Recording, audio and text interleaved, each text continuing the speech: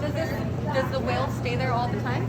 No, we can take No? the whale off. Okay. Whale is just for training purposes. Okay. We can take him off and set him on the ground. Once you know how to Whale use with a it, tail off.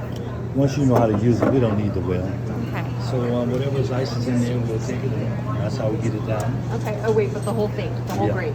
Okay. If there's anything extra, milk or anything, it goes in that section. So milkshake,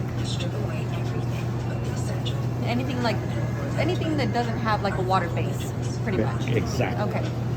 It goes straight down in the sewer. Okay. This machine will actually squirt water on it and wash it down into the sewer. And it doesn't go into the black liner bag where it causes garbage and global pollution, climate change, all those things. So all of this ice is going to get melted once we turn the machine on.